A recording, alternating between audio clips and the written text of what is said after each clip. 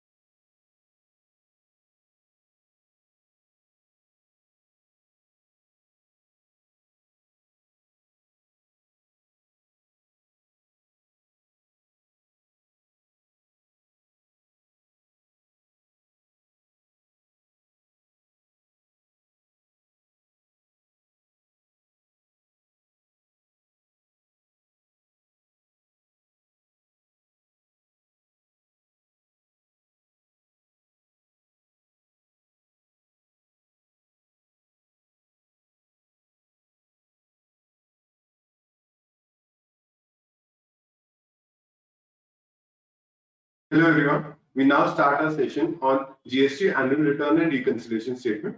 In this webinar, I'll be accompanied by my colleague Ashmi Mangla. Good afternoon, everyone.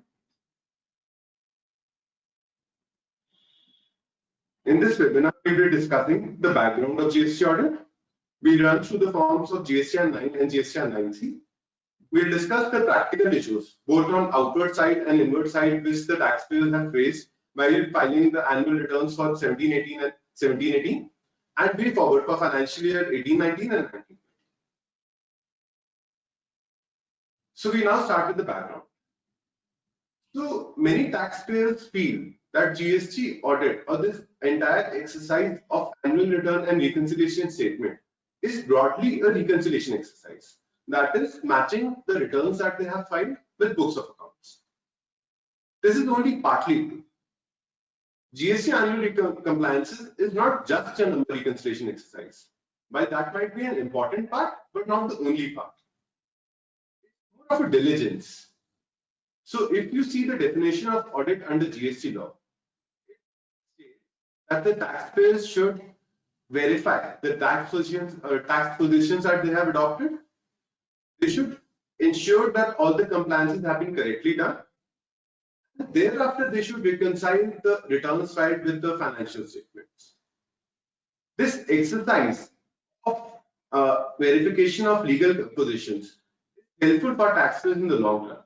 This ensures that during departmental audits, there is no surprise that the taxpayers might face.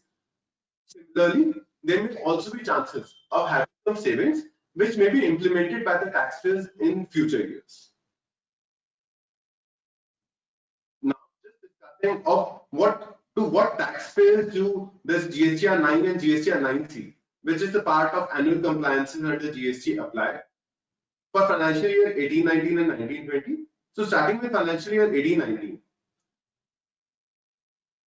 the GSTR 9 for this year needs to be filed by taxpayers whose annual turnover is more than 2 crores.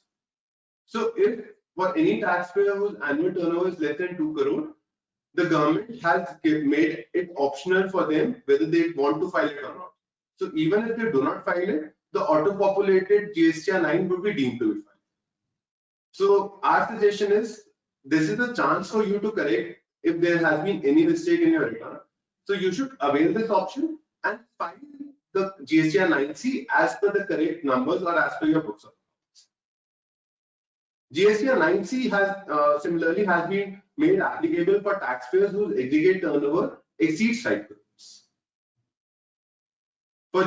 For financial year 19-20, every taxpayer needs to file GSTR 9. So the option which we discussed for 18-19, that is applicable only for that year, not for 19-20.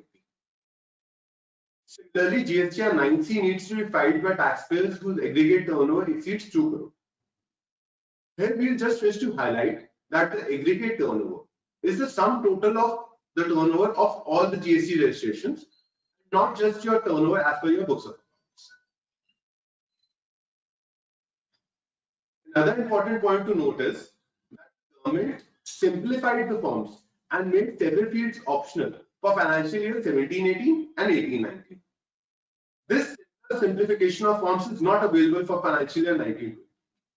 So in the succeeding slides, we will be discussing what these simplifications are for financial year 18-19, and simultaneously later in the session, we will also be discussing of what the taxpayers need to ensure from now on only that the information which they need to file in 19-20 is available with them, or they start preparing for it.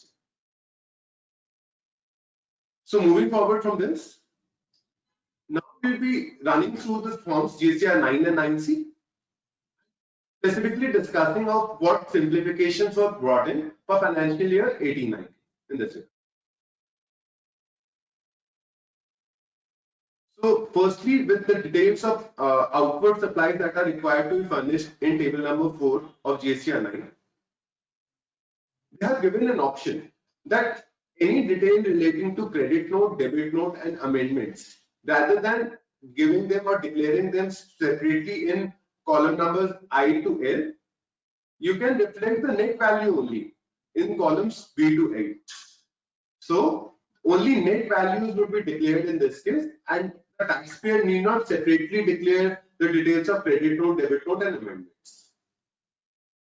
Our suggestion here is that even though this option is there, for complete and full reconciliation, taxpayers should prefer to have these values separately, and they can reflect it. Alternatively, even if they don't want to reflect it in the forms, they should have a proper backup of the same, so that if in subsequent department audits or department query, if this bifurcation is required to be evidenced, the same is readily available. Moving forward, a similar option has been given in respect to credit note, debit notes and amendments for zero rated supplies to SEZ, first charge basis as well. So if you see A to C points, in this also similar option has been given that you can declare these values on a net basis rather than declaring gross basis separately in A to C and credit note, debit notes and adjustments in H to K. The next relief which they gave was that exempted supplies, nil-rated supplies and non-GST supplies, D, E and F points, they have given an option that because all three of them do not attract GST, so you can declare the total values in column number D only, rather than giving a bifurcation of whether a particular supply is exempt, nil-rated or non-GST. only for ease of presentation that you, because all three of them do not attach any GST, that you can represent at one place. In this case, taxpayer will choose whether to have a single column or to have these breakups in all these three columns. Moving forward, in case of details to ITC, this was one specific point which the taxpayer had grievance, that at the time of introduction of GST, or for that matter under GST, in GST law, there is no specific bifurcation or difference between input service and capital goods. Vis-a-vis, the credit of all three of them is available. So taxpayers often did not have any specific recording for input service and capital goods. PB, one, or otherwise even in their books of accounts. So several representations were made to the government, and government also, for supporting the taxpayers, gave an option that for ITC, whatever you have availed. So taking an example, let us say a taxpayer has availed the credit of 20 crore in his GSTR 3. Instead of giving this bifurcation, he can reflect the total credit of 20 crore in the inputs column. Similar option has been given for ITC availed on reversal basis also. So in this column C and D, there was requirement of bifurcating between registered and unregistered person, and then again between input service and capital goods. They simplified this form and said that you can reflect the entire detail of ITC availed in D for against input. So the total credit which you have availed under RCN can be reflected in one column against input, which is being reflected in green right now at your screen. The last option which they gave was with respect to imports, that if you are importing the goods, you the goods which you are importing might be inputs or capital goods. They gave an option that you can reflect the entire detail under inputs rather than bifurcating it in inputs and capital goods. If you see, all these options which have been given by the government are logical. The taxpayer does not bifurcate, or the GST law does not bifurcate of how you avail the credit of input service and capital goods. So clubbing the three columns also does not create a problem, and for taxpayers also it creates an ease that he can reflect it at one place. However, again emphasizing again that this option presently is only available for 18-19 and not even for 19-20. So taxpayers should attempt that, if not done till now, they should start aligning their ERP systems that these details are available for subsequent years, so that whenever the department desire, or whenever it's our subsequent years for this very form, if the details are to be given specifically, these can be provided. Moving forward to the next column, this is with respect to details of ITC reverse and ineligible ITC. So if you see, these are the different rules against which a taxpayer is required to reverse the ITC or not avail the ITC. So rule 42-43 relate to exempted supplies, 17.5 relates to barred credit, and similarly reversal of transfer credit is done. The government gave an option that these all these reversals together from A to E can be shown under the column other reversals consolidated. Here we wish to point out that recently the Kerala government issued a circular. Sorry. Clarified the need to have these correct disclosures in GSTR 3B and GSTR 9. For the circular, it hampers their backend adjustment of IGST credit, which the state is supposed to give to the states, and depending on different reversal, different treatment are there under the GST law. So the Kerala government stated that if you should show it under 3B, if you have not, you should show it under GSTR 9 for 18-19 also. Thirdly, if you do not show it there are chances that those taxpayers may be selected for scrutiny and details may be sought from them. That why have you not disclosed these particulars and what are the actual details? So in this case, again, as far as possible, taxpayers may consider to reflect the correct details in GSTR 9. Moving forward from here, the next column is other ITC related information. This again is a column which the taxpayers had several doubts and even have several doubts till now. So just before proceeding of what all columns have been made optional in this case, I'd just like to highlight over 8A, which states ITC as per GSTR 2, which is auto-populated. So in this column, a auto-populated figure appears in this column, which then a reconciliation statement in the subsequent columns has to be done. A practical problem that has been faced by taxpayers is that the detail which is auto-populated in this column often does not match with the GSTR 2A which is downloaded by them offline or through online utility on the government's portal. So there was no backup till now of how this figure has been derived. The government, I think today only, they have given an option on the GST portal that you can download this value of how under GSTR 9 this value has been derived. So in a circular, they did clarify that this detail is uploaded on a periodic basis, and till whatever period that reconciliation or that uploading has been done, till that time this figure would appear. So now they have given an option of whatever this figure is appearing, you can download the backend data of how this figure has been derived, so that you can take reconciliation basis that way, and you have a backup of how this figure has been derived. On an overall basis, the government has given an option that if you do not want to undertake reconciliation under this table, that you upload a duly signed self-declared document in PDF format along with GSTR 9. However, with this option coming that you can download and see what details are available, that option may not be exercised by the taxpayers, or the taxpayers may not feel the need to exercise this option. Another very important point in this regard is that while for GSTR, while for this column, initially it was not required. Sorry, it was not required to show this being the first year, 17-18. The taxpayers did not have any opening balance. Accordingly, that column was never applicable for 17-18. However, for 18-19, there might be a situation that you are taking credit which pertains to 17-18. Just taking an example for everyone's clarity, let us say goods in transit. There were some goods which the supplier raised invoice on 28th March.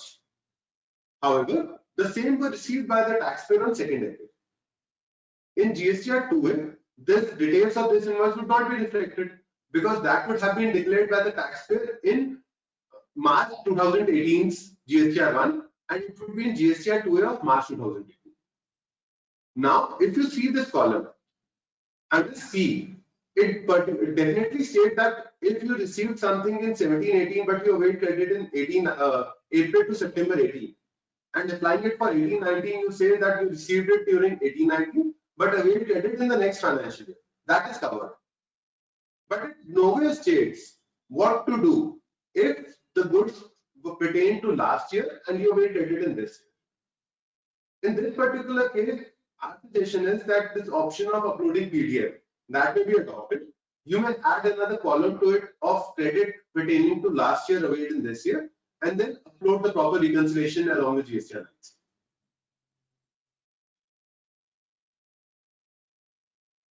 So moving forward to the next part of what all options have been made, what all particulars have been made optional.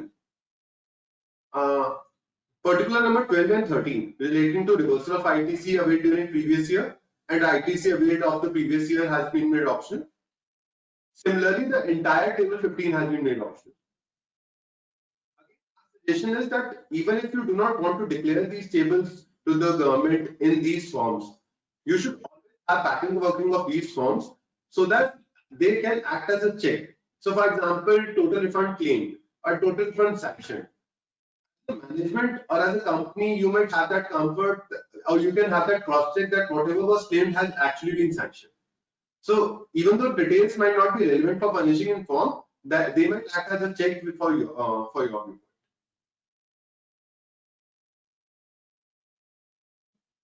Again, coming to the table number 16, this entire table has been made optional. So if you see in several tables in GSTR 9, for financial year 18-19, government has made several tables optional. However, for 19-20, all these tables till now are mandatory. The due date of 19-20 is also about to come. So taxpayers should have some mechanism in their ERP so that these statements can be furnished online.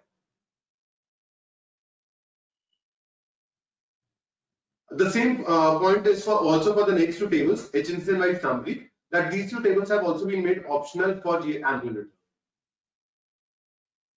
So now moving forward to the reconciliation statement, this part would be taken by my colleague Asmi.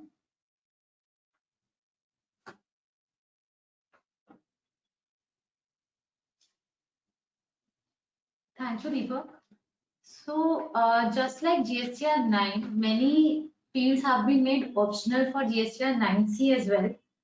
And we would mainly be discussing on the optional fields and will not cover the tables which have been remained intact. So GSTR 9C is mainly a form of two basic things, that is turnover reconciliation and ITC reconciliation. So starting with turnover reconciliation, if you see on the screen, all these tables, all these columns from B to N, all these columns highlight the reasons of differences that can be there in a turnover as per financials and in the turnover as reported in GST returns.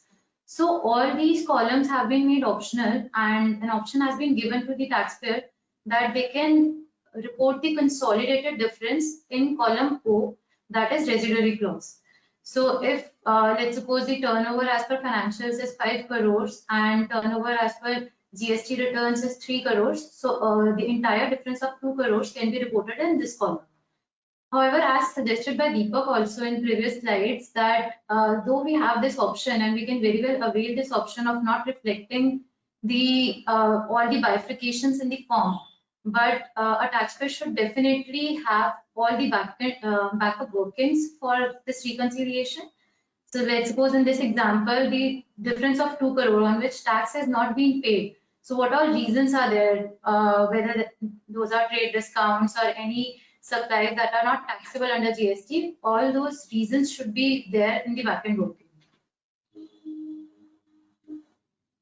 Similarly, in ITC reconciliation as well, an option has been given that any additions or subtractions you can choose not to give separately, and adjusted figure can be given in table A from the financial statements, which can be compared with the ITC claimed in GSTR 3B throughout the year, and basis that unreconciled ITC can be reported. So again, the similar view we have that you can definitely choose not to report figures here, but a backend working for all the reconciliation should be there, that if some ITC has been excess availed or short availed, what are the reasons for the same. Now coming to table number 14, this is one of the table which was always a problem for taxpayers to collate the data, that is expense-wise bifurcation of credit. So this has been rightly made optional because this will not serve any additional purpose, and taxpayers can avail this option and show the entire credit without any bifurcation in column number R and accordingly proceed. So that's all with GSTR 9C mandatory and optional fields. Now coming to the practical issues that everyone faced during filing 9 and 9C for the financial year 17-18.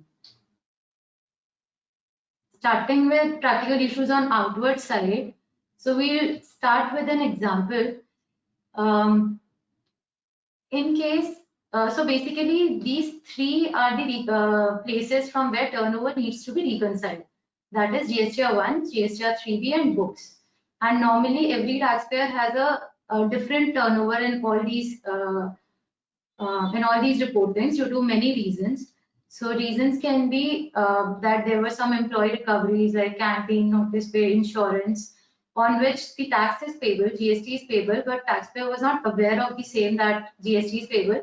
So that turnover was there in books, but that has not been reported in 1 or 3B. There could be interstate stock transfers from one registration to other registration, which are leviable to GST, but sometimes those are not reported in returns and tax is not paid. There could be some other valuation related issues due to which the tax has been shortly paid during filing returns throughout the year. So in this example, we can see that the turnover we reported in GSTR 1 was 5 crores, in GSTR 3B 4 crores. So tax has been paid on this turnover, rupees 4 crores. However, the actual turnover on which tax is payable is 6 crores.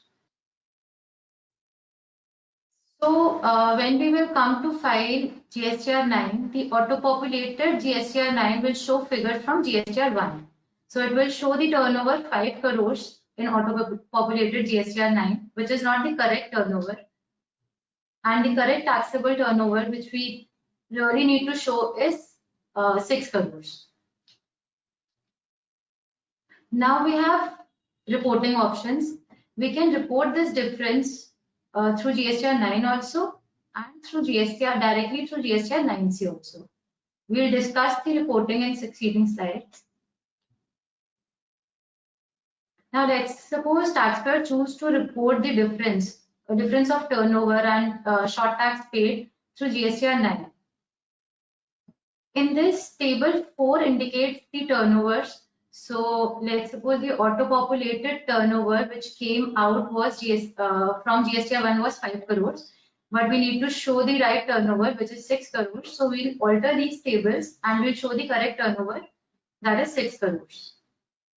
Now this turnover has direct link from table 9. Table 9 talks about tax payable and tax paid. The tax paid columns are freeze basis the GSTR 3B, whatever tax has been paid in GSTR 3B. So these columns are freeze. So if you have paid tax on 4 crores, this will show tax on 4 crores only. But since you have altered the turnover from 4 crores to 6 crores in table 4, so tax payable shall also be amended here, and it shall be on 6 crores. Now there will be a difference created, that is tax paid is on 4 crores, but tax payable is on 6 crores. Now this difference taxpayer needs to pay. He has two options. He can pay it through the next 3B. He will be filing any subsequent months GSTR 3B, or through DRC 03, where there is an option to pay tax voluntarily. Now when we have corrected the figures in GSTR 9, so GSTR 9C will not show any unreconciled tax. The actual tax will be indicated in table A to O, which will be on 6 crores, and the auto-populated tax from GSTR 9 would also be on 6 crores turnover, since we have already corrected them. So no reporting is required to be done in GSTR 9C in such case.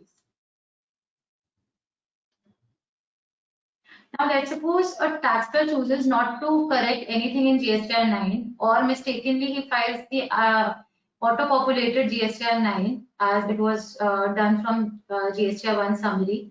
In that case, the corrections can be made through GSTR 9C also.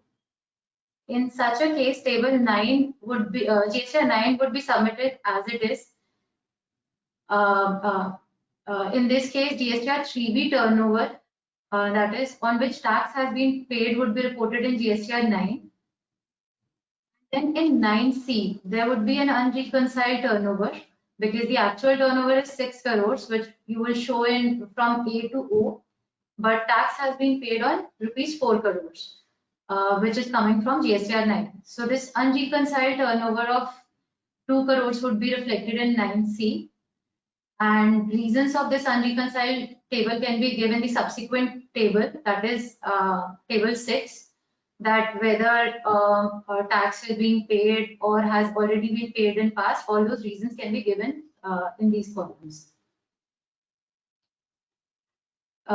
Similar to turnover, an unreconciled tax would be reflected in table 9 of 9C, because actual tax would be on 6 crores, but the tax paid as per GSTR 9 is on 4 crores. So this difference would be shown in 9C.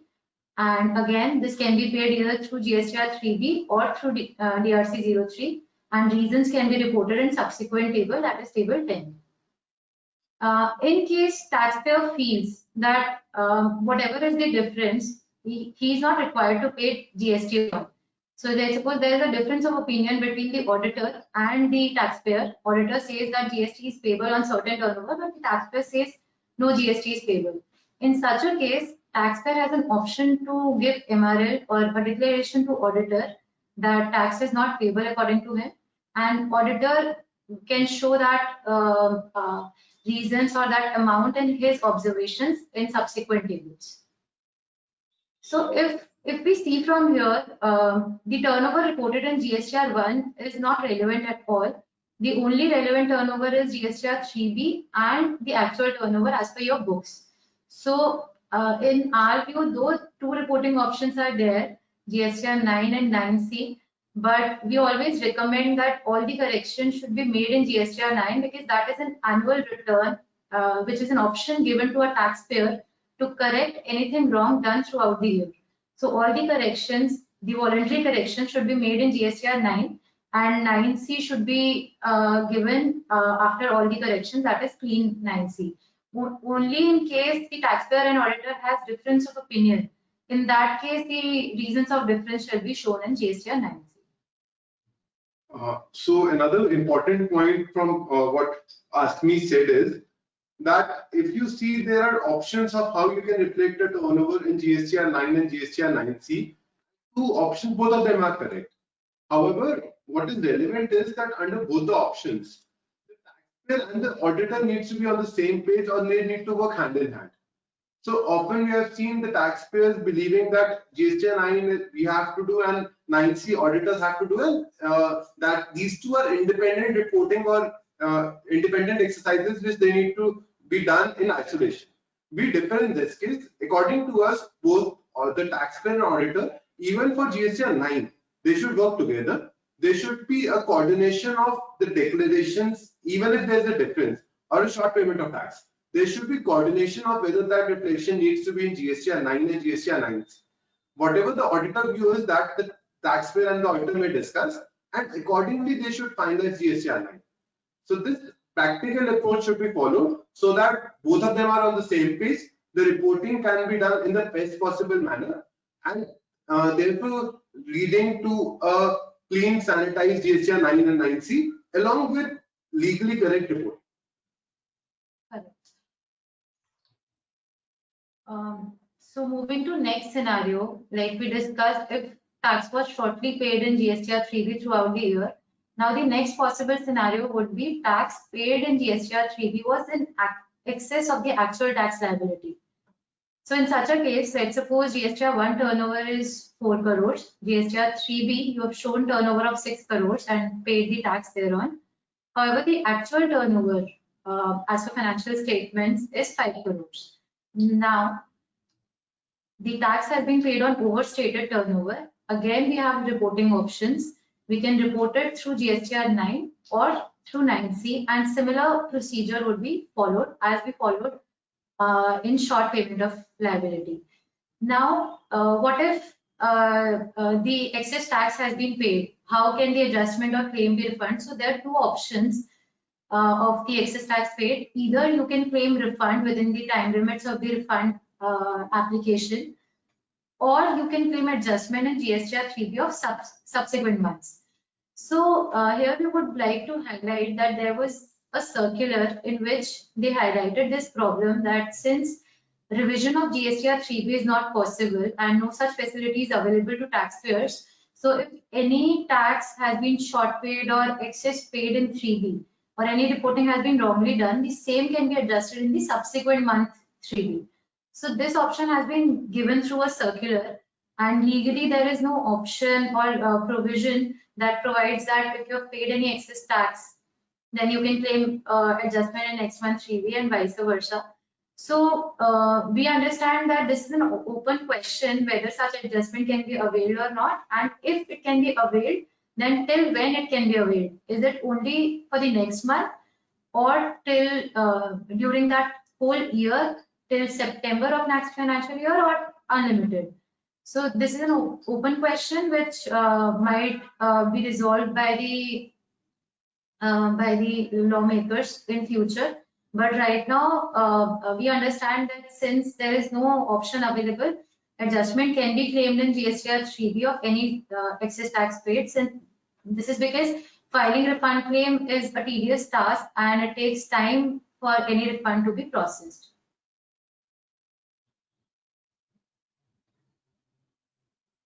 Now the third issue is reporting of exempt supplies. If we see in the screen, this table 5 in GSTR 9 requires reporting of exempt supplies, nil-rated supplies, and non-GST supplies. Often taxpayers do not fill these columns during GSTR 3B and GSTR 1 of every month. They simply ignore these columns, or they fill some random figures because this turnover does not have any impact on the tax payable. So we would like to highlight certain examples which should be reported, the turnover of which should be reported and which are there in normal business course of a taxpayer. That is interest on extending deposits, loans and advances. So any bank interest, saving, FD interest, that becomes an exempt supply and that should be reported here. Similarly, taxpayers provide non-AC bus facilities to its employees and they recover a subsidized amounts. In that case also, no GST is payable on those recoveries because those are covered under exempt category. So those the turnover of those subsidized recoveries shall also be reported in these tables. Transaction and securities, sale of mutual funds, all those are exempt turnovers and shall be reported here. Recovery for residential dwelling from employees, like non-AC bus recoveries, sometimes the taxpayers also offer residential dwellings to their employees, which is exempt under GST. So turnover of that shall also be reported. Sale of immovable property shall be reported in non-GST supply. Supply of water or electricity is also exempt under GST. So all these are general examples. There could be many other exempt supplies which a taxpayer must be dealing in, but these are general examples which are there in almost every business. So a taxpayer should be conscious to report these items here. An important point is why these tables should be filled carefully is that whatever amount is being reported in these columns, specifically in exempt supplies column, a clear implication is that exempt supplies under GST trigger credit reversals, input tax credit reversals. So under Rule 42 and 43 of CGST rules, there is a requirement that if any common inputs and input services are used for both taxable and exempt supplies, there is a credit reversal. Or if exclusively for those supplies, then also there is a reversal. So whatever amount you are reporting here, the department may come to you and ask if the credits have been correspondingly reversed or not. So these columns should be carefully filled.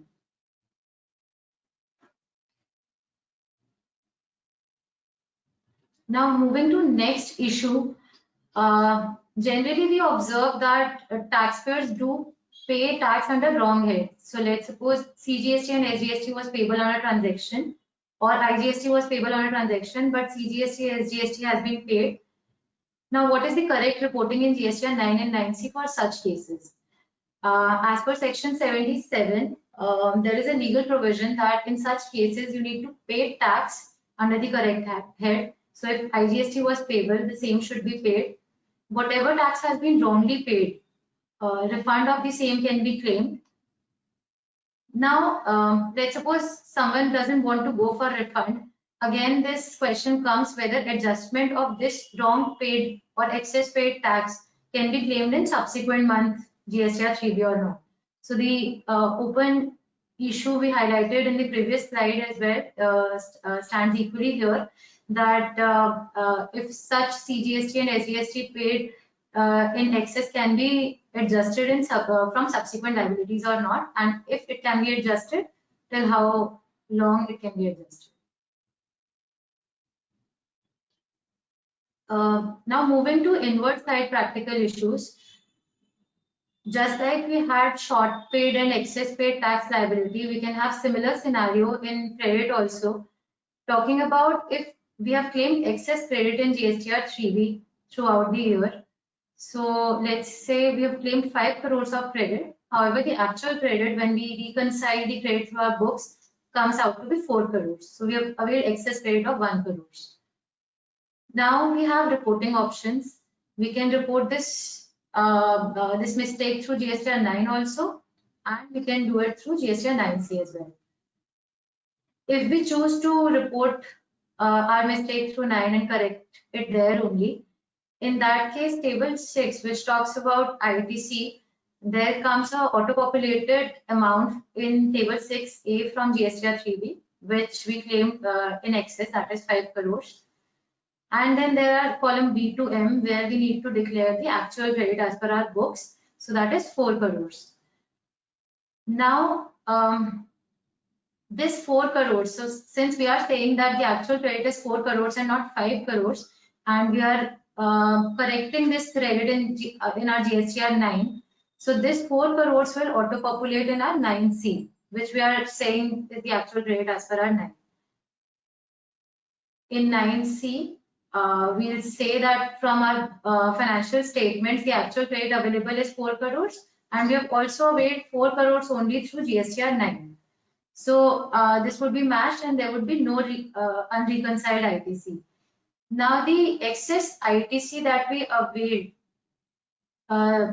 so the excess ITC that we availed of rupees 1 crore, that we can pay through DRC 03 or in through GSTR 3B, that we'll discuss in later slide.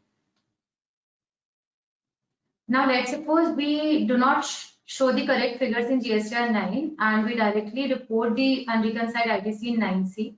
In such a case, the auto-populated credit would be 5 crores. We will not make any change in the subsequent reporting, and we will file the 9 as it is with the wrong ITC, that is 5 crores. In such case, there would not be, so the actual credit would be 4 crores, but we have availed 5 crores. So there would be an unreconciled ITC, that is excess ITC, that we have claimed of rupees 1 crore throughout the year. Now this excess ITC we need to reverse. Again, we have two options. We can reverse through 3B in subsequent month, or we can reverse through DRC 03. A reverse can be also payment also, so you can just pay cash of 1 crore through DRC 03 or adjust credit in next month 3B. The reasons of this unreconciled ITC or the details that you have made the payment and you have reversed the ITC can be given in subsequent table, that is table number 13. Talking about the reverse situation, if throughout the year we have claimed less ITC.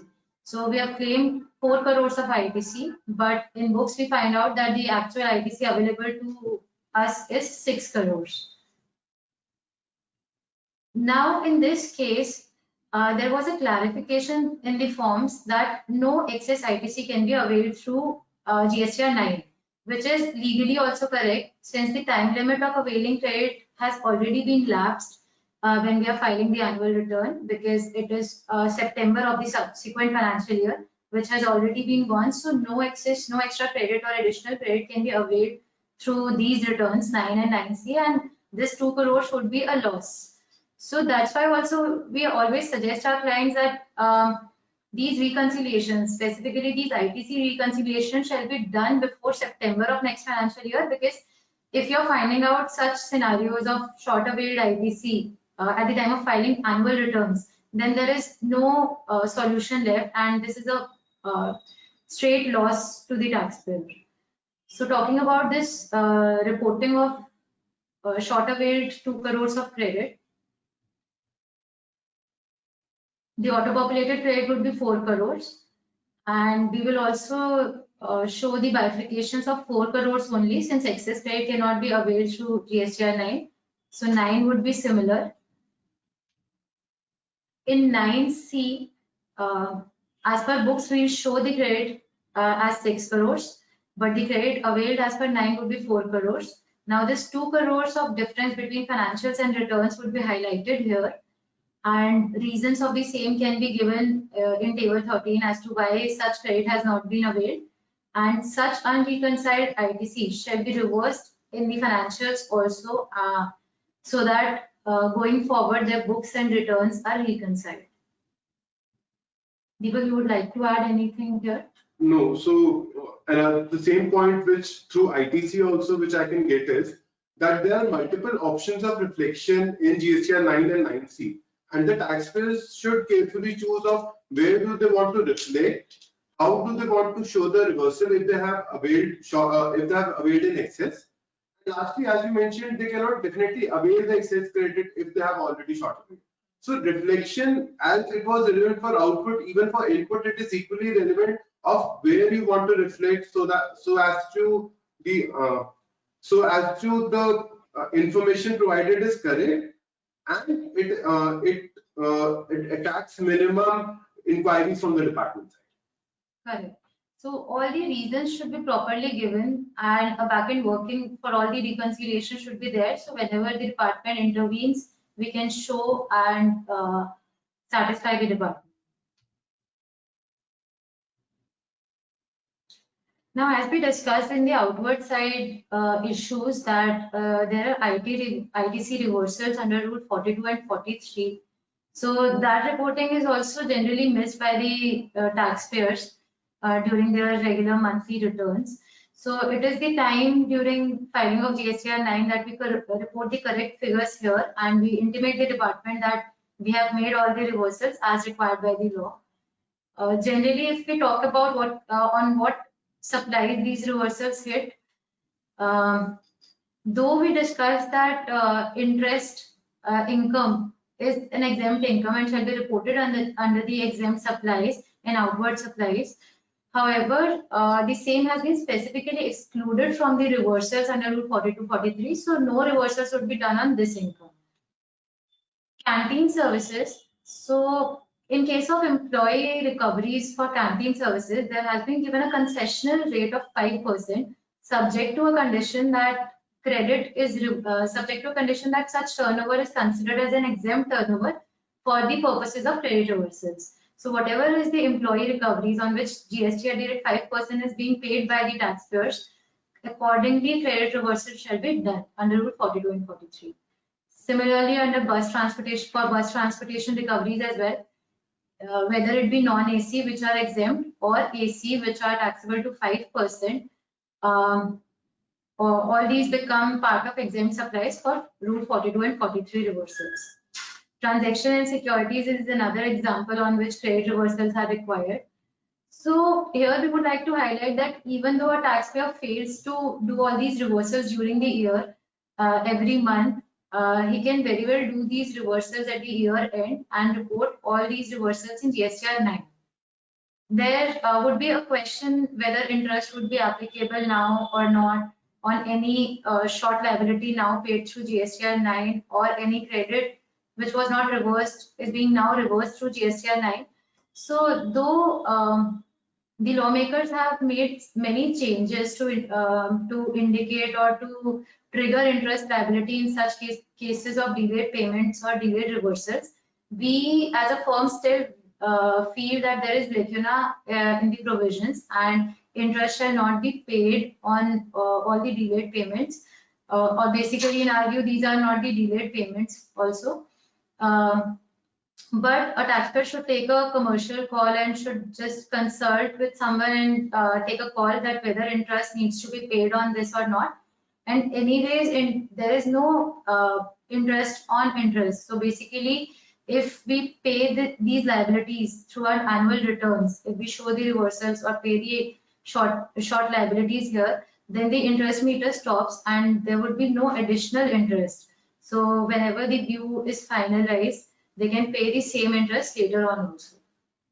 So valid controversy highlighted by ASME that interest provisions under GST law, whether those are aptly worded, they still provide for interest, or there is still an interpretation issue that interest need not be paid, needs to be analyzed by the taxpayers. Irrespective of this dispute, a taxpayer because of this dispute should never stop his reversals. At the time of filing of GSTR 9, whatever additional liability is there, whatever reversals are there, those should actually be done and reported by the taxpayer. So if we talk about the reporting options for Rule 42 and 43 reversals, one reporting option is obviously that we declare it in GSTR 9, the correct figures. or we choose not to alter GSTR 9 and report it through GSTR 9C. If we choose to report it through GSTR 9, we will report the right figures and there would not be any unreconciled ITC in GSTR 9C. But if we do not alter GSTR 9 and choose to report through 9C, so in such a case, GSTR 9, there would be no reporting, or whatever is being given in GSTR 3B, that figures would come. Such unreconciled ITC would stand in GSTR 9C and reasons can be given in table 13 of GSTR 9C. Now coming to next very important issue, which is whenever you are paying or reversing, whenever you are paying short liability or reversing excess credit that has been availed, there is an option that you can pay it through DRC03. Now, if we see the press releases or circulars on annual returns, those indicate that payment needs to be made only in cash. However, if we go to law, there is no specific requirement that DRC03 can only be used for cash payments. There is a specific column that even balance from electronic credit ledger can be utilized in DRC03. Practically, we observed that in financial year 17-18, the option of payment through credit ledger was not available to all the taxpayers. In some cases, it was showing, but in many cases, it was blocked. So this can be checked for this year, and if there is an option that credit ledger balance can be used, then in our view, legally there is no issue at all, and that balance can be used for any short liability or any credit reversals. Now we are done with the practical issues. For the way forward for financial year 18-19 and 19-20, I'll hand over the session again to Deepak.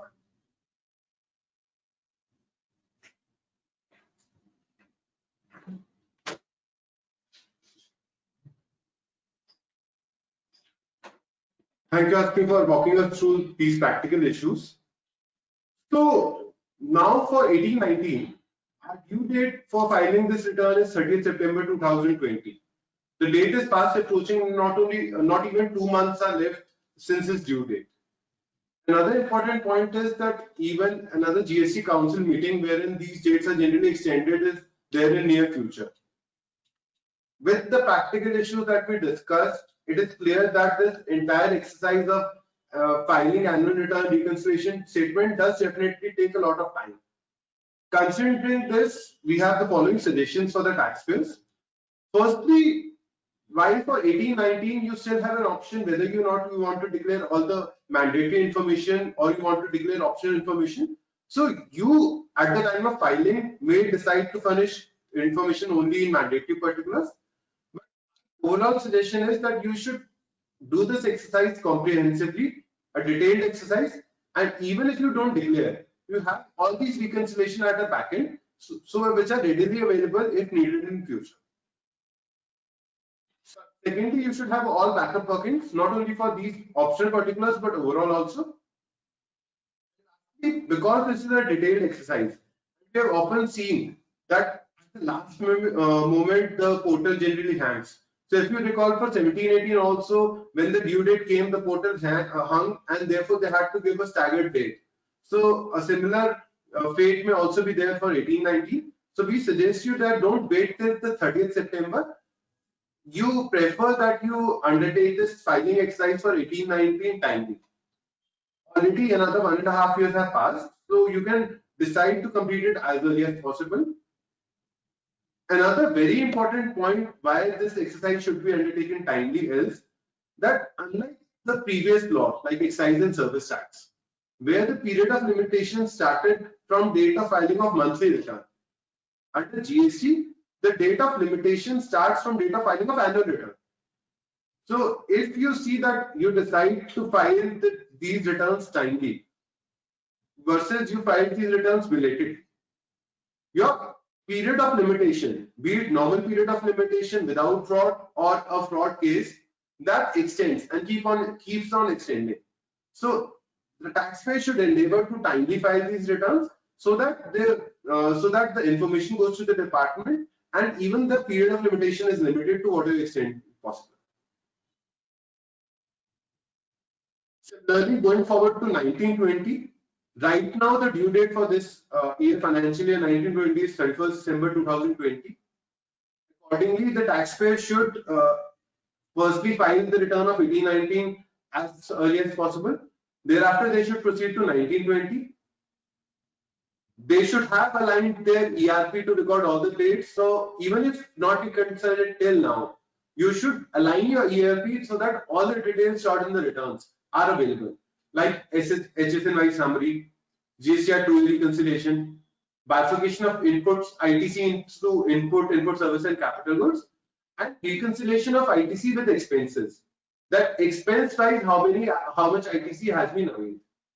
These are few of the columns which the taxpayers faced a lot of problem while filing their GSTR 9 and 9C during the last years. So it is only suggested that you now act timely, align your ERP system, so whenever the government decides that this information is to be provided, that is readily available. Secondly, and a very important point, as we discussed, GSTR 9 and 9C do not allow you to issue either a adjustment of tax through credit notes, neither do they allow you to avail any additional ITC. So that date, the due date remains to be the 30th September date. You need to make these adjustments while filing the return of September 2020. That is for financial year 1920. So our suggestion to the taxpayers is that you undertake this exercise of reconciliation of ITC, reconciliation of turnover timely. You take it before 30th September. So if any adjustments is to be there, any creditor's note is to be issued, any ITC is to be availed, you can do it timely. You can do it before 30th September. So just take an example, if right now you guys that avail any additional ITC of 1819, you cannot do so because the date has lapsed. Similar mistake is not repeated for 1920 and therefore this suggestion. So we'll just look at the questions if any questions have been there. Whatever we received before the webinar, we did cover in our slides only. We'll just see.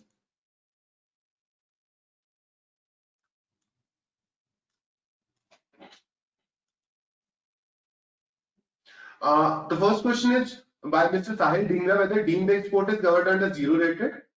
Deemed export per se is not covered under zero rated. There is a separate declaration column for that. That is not defined as zero rated supply under section 16 of the GST.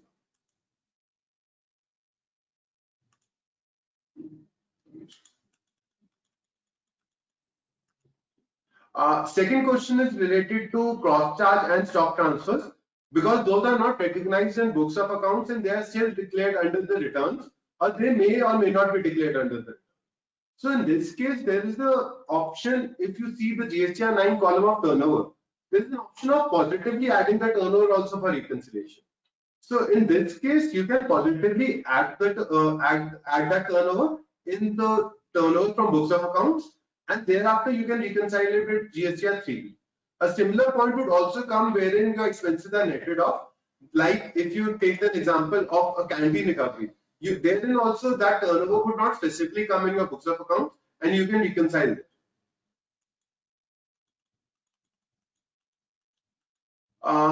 The next question is how to record reversal of ITC if they have not been done under your GSTR 3B. I think ASME answered this question that you have two options. You can report this reversal now in GSTR 9 and 9C.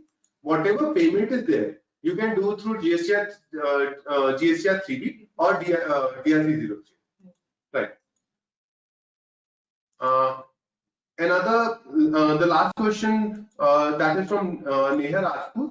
That is, if you have availed the credit of CGN and SGST, but however the credit was of IGST, whether you need to pay interest now. So in this case, this is actually a very relevant question, which again ASME touched upon her slides. You'll need to firstly, if you have availed incorrect ITC, you will have to reverse that ITC. Secondly, now you cannot avail the ITC of IGST if you did not avail now. While it might be valid for output and there is a specific provision at the output stage that you can adjust, you need to pay and then you can claim refund. There is no similar provision when it comes to sender trade. So you need to reverse the ITC. Additional ITC you will not be able to avail now. The open question which remains is whether you can claim an adjustment in GSTR 3B, which needs to be further dwelled upon. So these are the questions which you received during the webinar. We thank you for joining it in such large numbers. Thank you.